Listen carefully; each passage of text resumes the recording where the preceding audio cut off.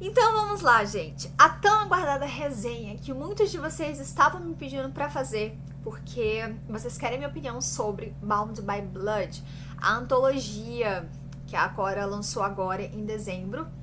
Eu li no Kindle, se você quiser ler também você pode, só que tá em inglês. A minha dica que eu dou pra quem não sabe ler inglês é colocar pra tradução. E assim, gente, eu li, eu achei bom, mas vamos comentar, vamos por partes. Mas antes disso, não esqueça de se inscrever no canal. Se você gosta muito de livros da Cora Haley, sempre quando eu comento aqui, deixa aí nos comentários qual é o seu livro favorito, qual é o seu casal favorito. Então vamos lá.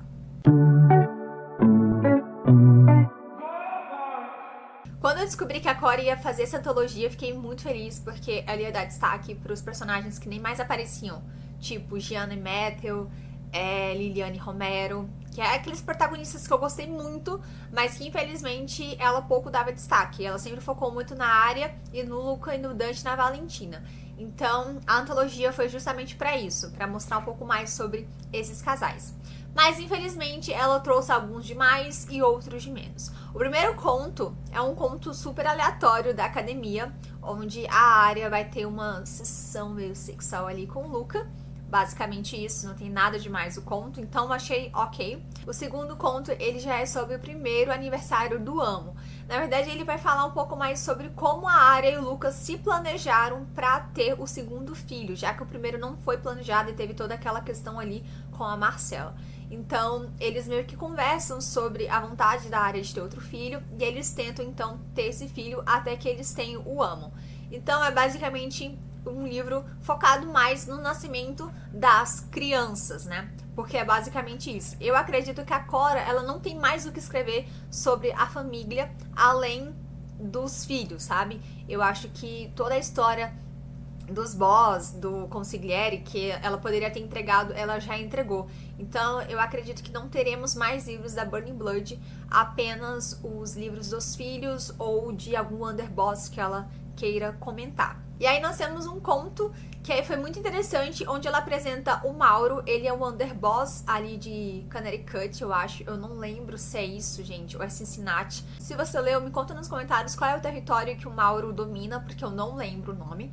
E vai contar a história da Stella. Eles são meio irmãos. Eu não sei se vocês lembram, mas ela aparece ali em algum dos livros onde mostra que o pai dela é assassinado e a mãe dela acaba se casando com um outro capitão, um outro homem ali, né, da cidade, e ela acaba se mudando para casa desse homem juntamente com a mãe dela. É lá onde ela conhece o Mauro, que é o meio irmão dela, né, o filho do marido da mãe dela do primeiro casamento também. A Stella sempre teve uma paixonite pelo Mauro, que vai se estendendo ao longo dos anos. Só que o Mauro, ele fica um tempo fora na Itália para poder se aprimorar ali, né, para ter algumas missões. E quando ele volta, ele se depara com a Stella completamente mudada, uma menina completamente diferente. Ela cresceu, então ele meio que sente uma atração sexual por ela, uma atração física.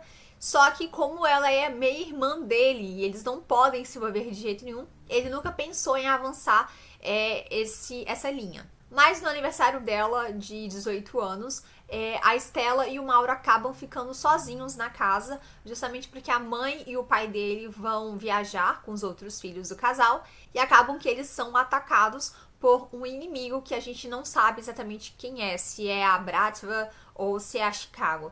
E aí eles entram dentro do quarto do pânico, que é basicamente um quarto no subsolo, né, onde eles têm comida e acessórios para ficar ali e se protegendo durante um tempo, até que a família ou algum subordinado do Mauro volte e liberte eles. Então eles trancam lá dentro e tem essas interações ali um com o outro ao longo dos dias. É basicamente isso. Muita gente reclamou desse conto porque a Cora, ela para abruptamente, rola um beijo entre o Mauro e a Stella, mas eles não avançam muito nisso e ela meio que para o conto. Então a gente fica sem saber o que vai acontecer, se eles vão ficar juntos ou não. Mas eu já fiz as minhas pesquisas e eles disseram que sim, ela não vai fazer uma história sobre eles, mas eles vão aparecer definitivamente em outros livros da série, então a gente só tem que aguardar para saber como esses dois vão terminar. O próximo conto, eu acho que é o quarto, é sobre a Gianna e o Matthew. Pra mim, foi um dos contos muito interessantes, apesar de ter me dado uma certa gastura, porque a gente sabe que a Gianna não quer se casar, Não quer se casar, não. Ela não quer ter filhos. Ela e o Mato têm essa resolução ali. Eles já têm 13 anos de relacionamento, né? Que são casados, então eles têm essa resolução. Só que a Gianna acaba engravidando. Então, ela fica um tempo meio que decidindo se quer ou não ter a criança. E acaba decidindo que ela vai dar a criança pra Arya e pro Luca criarem. Então eles inventam todo um teatrinho pra fingir que a Arya está grávida e pra acobertar a Gianna, porque ela não quer que as pessoas descubram que ela meio que deu o filho dela. Mas ao longo dos episódios, dos capítulos, você vai percebendo que essa resolução da Gianna vai caindo por terra. Ela começa a não ter os sentimentos de mãe, mas ela começa a se apegar muito à criança. E também o Matthew, gente, apesar dele não demonstrar, ele quer ser o pai. Então, existe um conflito ali entre os dois. Eu gostei muito do conto porque a autora traz uma Gianna completamente despreparada, assim, pra função materna, mas é interessante como ela vai lidando com isso, as inseguranças dela. Porém, eu achei um conto muito grande e muito custoso, porque, assim, eu acho que a autora poderia ter enxutado um pouquinho mais, ter entregado a história deles e parado de falar, e ter, sei lá, investido em outro casal pra comentar, mas ela perdeu muito tempo contando a história da Gianna e do Matthew e cansou, a história cansou.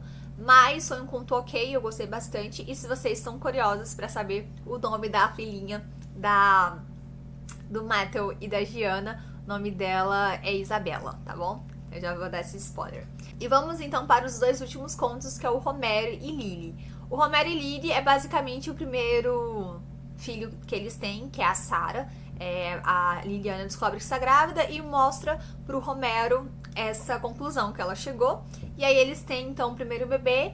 E é isso. É tipo um conto muito, muito curto. E foi por isso que muita gente reclamou, dizendo que a autora não deu destaque para esses casais que não são tão importantes e focou mais na Arya, no Luke, na Gianna e no Matthew. Eu concordo, eu acho que o conto do Romero poderia ser muito maior, porque é um dos meus casais favoritos e eu gosto muito porque eles são muito românticos. Então, a gente tem toda a intensidade do Luke e da Arya, toda a brutalidade da Gianna e do Matthew, mas também tem o romantismo do Romero com a Liliana. E faltou isso. A autora não trouxe muito, né? Infelizmente. E no último conto nós temos o Grow e Cara. Basicamente também eles tendo filhos, né? A Cara quer ter uma família. E é basicamente mostrando também os primeiros anos de casado deles, porque eles casam, né? A família dela ainda tem um certo receio de aceitar o Grow, justamente por causa do passado dele como executor da Camorra. Mas ao longo ali dos anos, eles vão se ajustando. E é basicamente isso, gente. Eu também senti falta de Grow e Cara. São aqueles personagens que quase não aparecem mais. Eles tiveram o quinto livro e foi só isso. Eles são minimamente citados nos outros livros da autora. Mas foi aquele tipo de livro para introduzir os próximos. Porque eles citaram todos os nomes dos próximos protagonistas, dos filhos que vão ter, né, suas histórias contadas.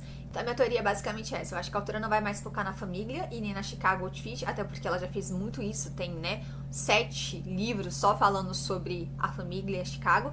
Eu acho que agora ela vai mesmo focar nos underbosses, na Camorra, que ela ainda precisa terminar o livro do Adamo. É Adamo, né, gente? Nem lembro mais.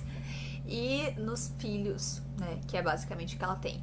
Então eu gostei da antologia, eu gostei de alguns contos, outros achei mais chatos, outros achei muito rápido. E basicamente foi um livro ok, mas nada demais, ele não entrega nada da história, do que pode acontecer, sabe? Tipo, se vai ter alguma rivalidade. Mostra um pouco mais sobre os MCs, assim, mostrando que eles têm um embate constante com o Luca. Mas é muito superficial. Então, eu acho que no livro da Marcela isso vai estar mais evidente, já que ela vai se envolver com Maddox, né? Que é líder de um MC. Mas fora isso, o livro não tem nada de, sabe, tipo, nada de interessante. É por isso que eu não curti tanto. Mas se você é fã da Cora Haley como eu e gosta desses casais, eu sugiro que vocês leiam pra vocês se encantarem com essas historinhas, porque no final são muito fofas. E me conta nos comentários se você já leu, o que você achou, qual é o seu conto favorito. E espero que vocês tenham gostado desse vídeo. A gente então se encontra no próximo. Um beijo, tchau!